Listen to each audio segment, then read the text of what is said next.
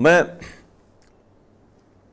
جو مسلمانوں کی ہسٹری ہے، مسلمانوں کو اگر آپ پڑھیں، ان کے جو میگزین ہے یا ان کے بکس ہیں یا ان کے جو سیمینار وغیرہ ہوتے ہیں، تو سارا کا سارا کیا ہے، کیا ہوتا ہے، کمپلینٹ، پروٹیسٹ. سارے مسلمان جو ہے نگیٹیوٹی میں جیتے ہیں، دوسروں کے خلاف پروٹیسٹ کرتے ہیں، کمپلین کرتے ہیں کہ دوسرے لوگ جو ہے ان کی ترقی میں روک بنے ہوئے ہیں.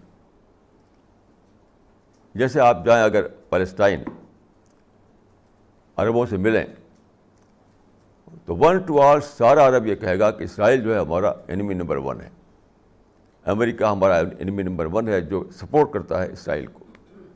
تو سارے لوگ سمجھتے ہیں کہ اسرائیل نے ہمیں ہماری پروگرس کو روک رکھا ہے. میں سمجھتا ہوں کہ بالکل بیس لیس بات ہے، بیس لیس بات ہے. آپ نے اپنے پوٹینشیل کو لے جانا اور دوسروں سے لڑنے لگے خام خواہ.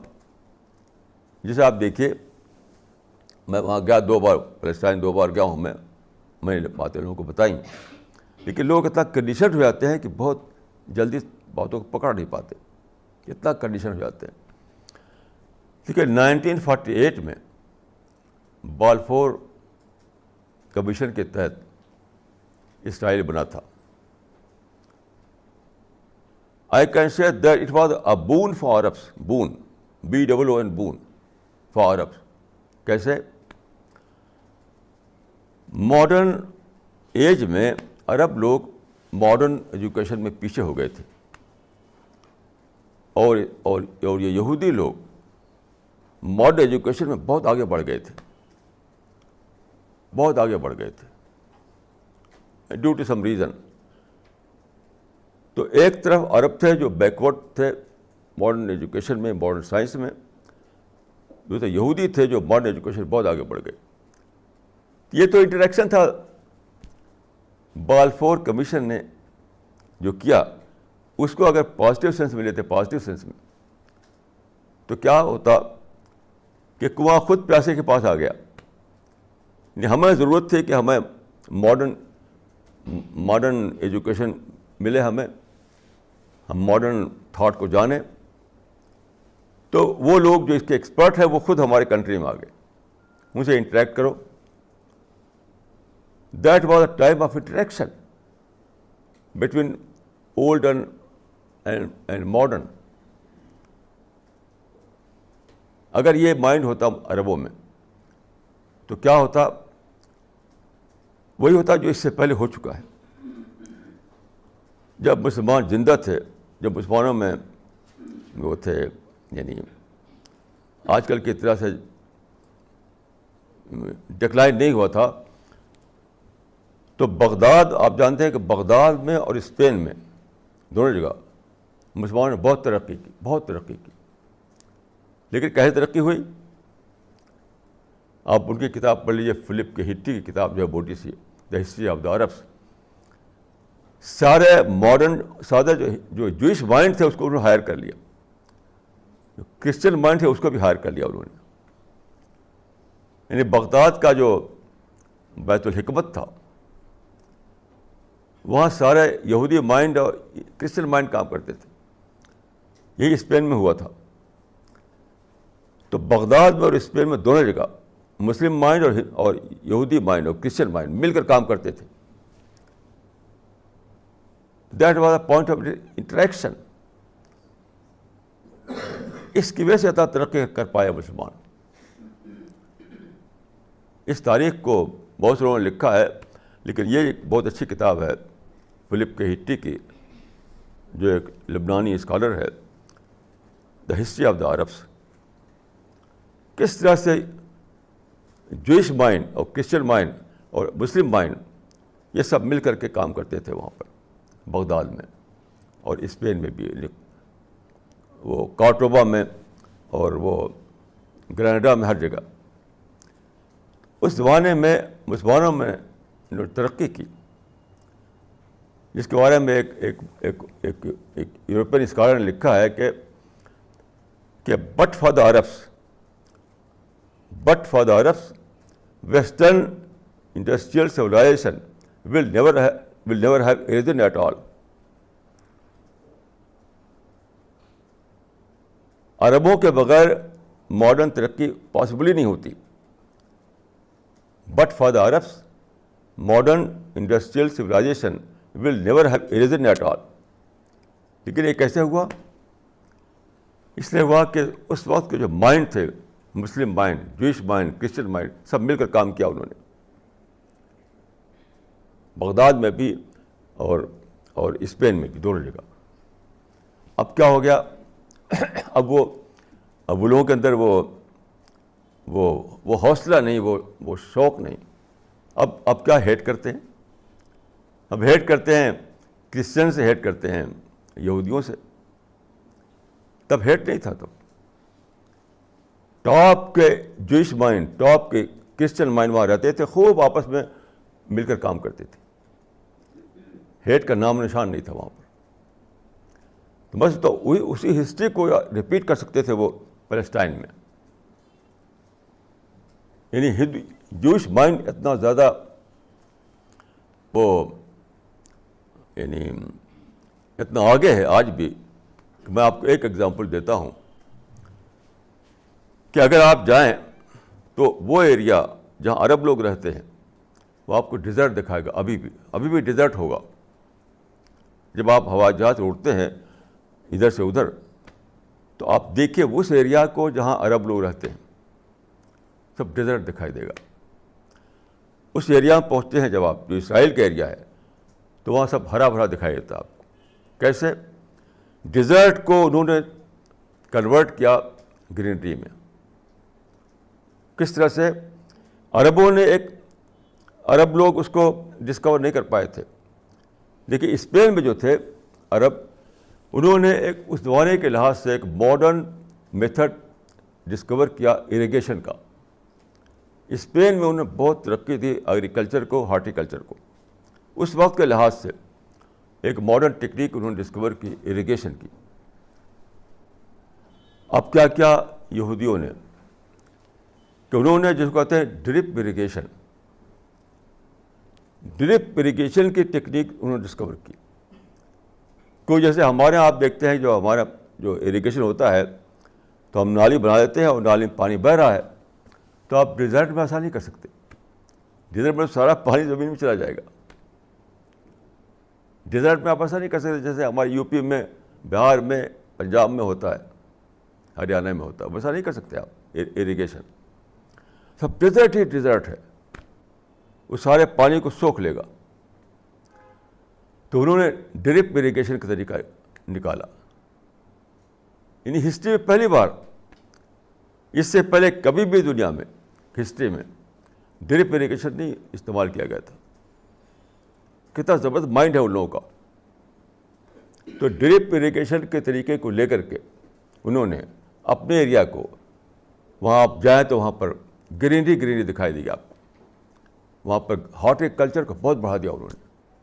ہر قسم کے پھل پیدا کرتے ہیں وہ. اور جو عرب ایریا ہے وہ سوکھا پڑا ہے. تو اگر یہ لوگ مل کر کام کرتے جیسے پہلے مل کر کام کیا تھا تو بہت زیادہ آگے بڑھ چکے ہوتے یہ لوگ. لیکن ہوا کیا؟ دیکھیے 1948 میں یہودی آتے ہیں پیلسٹائن میں.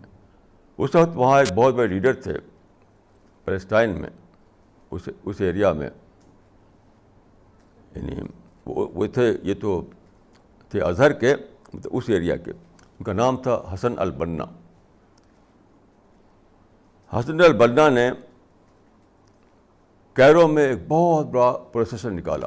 کہا جاتا ہے اس میں 1 لاکھ عرب لوگ شامل تھے. اور اس میں کیا نعرہ تھا، کیا سلوگن تھا؟ لبیک یا فلسطین، لبیک یا فلسطین. اے فلسطین، ہم آ رہے ہیں تمہارے لیے لڑنے کے لیے،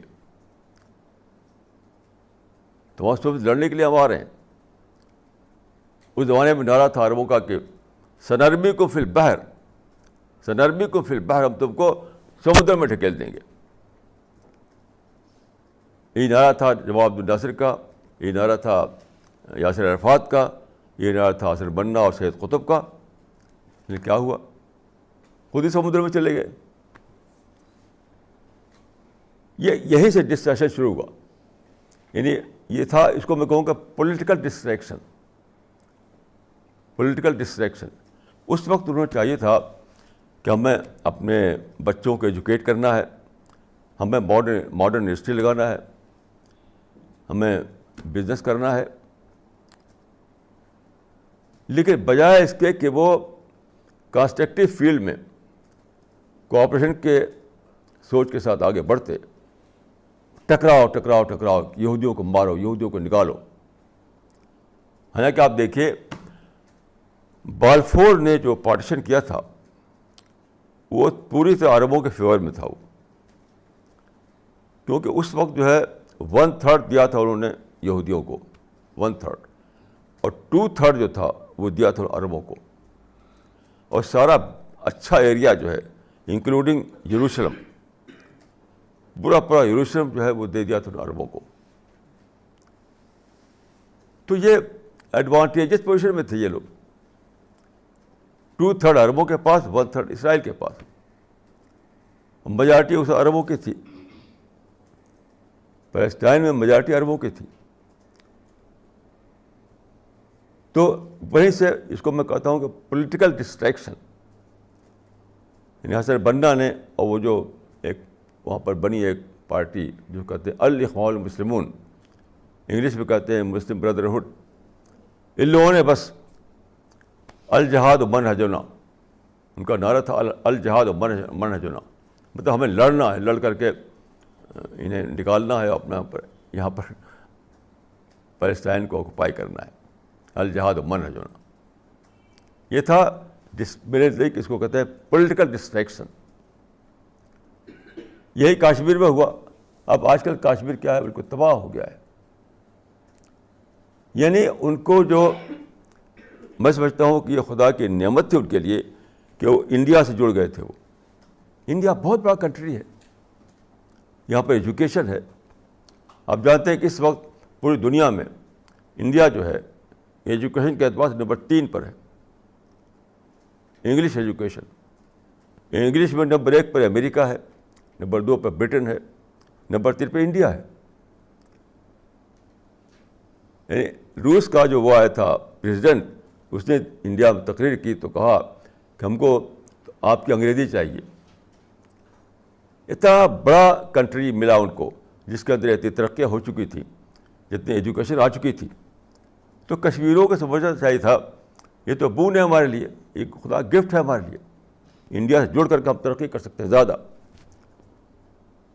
پاکستان سے جڑ کر ہم زیادہ ترقی نہیں کر سکتے, کیونکہ انڈیا سے جڑ کر ہم زیادہ ترقی کر سکتے ہیں. انڈیا میں ریسورسز ہیں, انڈیا میں بڑے بڑے مائنڈ ہیں, انڈیا میں ایجوکیشن ہے, انڈیا میں انگلش ہے, انڈسٹری ہے. تو جڑ جاؤ انڈیا سے. آپ جانتے ہیں کاشمیر میں شال بنتی ہے. کاشمیر میں سب سے بڑا بزنس ہے وہ شال کا ہے, سب سے بڑا بزنس. اور شال بکتا کہاں ہے؟ شال کی ساری مارکیٹ انڈیا میں ہے.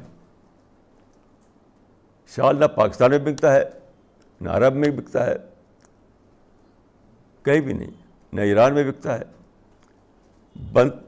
کشمیری لوگ بناتے ہیں شال, اور مارکیٹ اس کا ہے انڈیا, اور اسی انڈیا سے لڑنے لگے.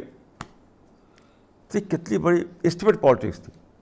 That was a grave distraction, that was a grave distraction. کہ انڈیا سے جڑتے, خوب پڑھتے یہاں کی یونیورسٹیوں میں, خوب یہاں پر انڈسٹری لگاتے. یعنی پورا انڈیا ان کا تھا, پورا انڈیا ان کا تھا. ابھی تک تو صرف شال بیچ رہے تھے انڈیا میں, اب اور کیا کرتے. یعنی کچھ نہیں تو جو ٹورزم تھا, ٹورزم وہی ان کے لیے بہت بڑا سورس تھا. انڈیا کے لوگ ٹوٹ کر جاتے تھے کشمیر. اب جانتے ہیں کہ جب ملٹنسی ہوئی تو کیا ہوا, ٹورزم بہت گھٹ گئی. جو انڈیا کے لوگ کشمیر کا ایک تھا, اگر فردوس بر روئے زمین است ہمین است و ہمین است و ہمین است, سمجھ کشمیر تو جنت نظیر ہے, کشمیر تو پیراڈائز ہے. تو سارا انڈیا جانا چاہتا تھا کشمیر, بہت ٹورزم تھا پہلے. اب کیا ہے, اب جو اتنا ملٹریسی چلی تو وہ ٹورزم جو ہے ادھر ادھر بکھر گیا. اب دوسرے ہل اسٹیشن جانے لگے. اب کشمیر بہت کم لوگ جاتے ہیں. ایک مرتبہ میں ایک کشمیری سے میں نے پوچھا تو اس نے کہا کہ صاحب پہلے, اب میں فرق میں نے پوچھا تو اس نے کہا کہ پہلے یہ حال تھا کہ اگر ہم پتھر لے کر بیٹھ جاتے تھے روڈ پر تو پتھر بھی بکتا تھا. اب تو ہمارے سیب کو بھی کوئی خریدتا نہیں, کیونکہ سیب کو خریدنے کے لیے کیا ہے, ٹرک پہ لادا جائے گا, ٹرک وہاں سے چل کر کہیں پہنچے گا بڑے شہر میں, جیسے دلی میں آئے گا, اور بیچ میں ملٹن کھڑے ہوئے ہیں بم مارنے کے لیے. تو اس نے کہا کہ ہمارا پتھر بھی بکتا تھا اور اب سیب بھی نہیں, سیب کا مارکیٹ بھی نہیں رہا ہمارے لیے. اب جانتے ہیں کہ انڈیا کے مارکیٹ میں کشمیر کے سیب زیادہ بکتے ہیں, ایک کلو وغیرہ کے سیب, ہماچل کے سیب. کتنا بڑا نقصان ہوا. یہ تھا ڈسٹریکشن, یعنی کانسٹرکٹیو جو روڈ کھلی ہوئی تھی ان کے لیے, ایجوکیشن کی, انڈسٹری کی, بزنس کی, انٹریکشن کی, ٹورزم کی, اس سے ہٹ کر کے ملٹریسی چلا دی انہوں نے. That was a grave distraction. یہ مثالیں میں نے دی ہیں آپ کو, یعنی نیشنز کی, بڑی بڑی. یہی معاملہ انڈیویجولس کا ہے, انڈیویجولس کا.